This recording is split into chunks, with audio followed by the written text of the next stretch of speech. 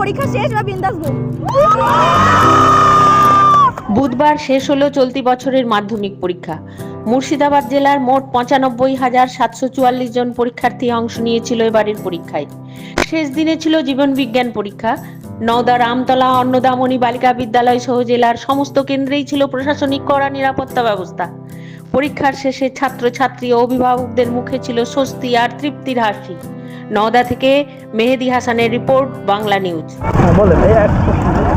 মেয়ে তো মাধ্যমিক দিচ্ছে, মাধ্যমিকের নাম্বারটা কীরকম আসছে দেখা যাক। দেখানোর পরে যে কোনো একটা সায়েন্স নিয়ে পড়ানোর সিদ্ধান্ত নিয়েছি, বুঝতে পেরেছেন। এবার মেয়ে যদি বলে যে না আমি সায়েন্স নিয়ে পড়বো, তাহলে সায়েন্স নিয়ে পড়াতে হবে। আর যদি বলে না আমি কোর্স নিয়ে পড়বো, তাহলে কোর্স নিয়ে পড়াতে হবে আমাকে, বুঝতে পেরেছেন। তো আমরা তো গার্জেন, এবার ওদের উপর নির্ভর হবে, ঠিক আছে। যথেষ্ট চেষ্টা করছি আমরা গার্জেন হিসাবে, চেষ্টার আমাদের কোনো ত্রুটি নাই। জিওগ্রাফি সব মানে পরীক্ষা ভালো হয়েছে। সায়েন্স গ্রুপ নিয়ে দেখি ছেলের রেজাল্ট দেখি সায়েন্স গ্রুপে ভর্তি করানোর ইচ্ছা আছে। আর বর্তমান যা পরিস্থিতি, পড়াশোনা করে বা কী লাভ, চাকরি তো নেই। চাকরি তো আমাদের রাজ্য থেকে একদম মুছে গেছে। বেকারের সংখ্যা দিনের দিন বেড়েই চলেছে। এখন দেখি উচ্চ মাধ্যমিকটা কেমন রেজাল্ট করে, তারপরে পরিস্থিতি অনুযায়ী ছেলেকে কোনো হাতের কাজ, যদি চাকরি না পায় কোনো একটা সাইডে দিয়ে তার জীবনযাপনটা শুরু করতে হবে।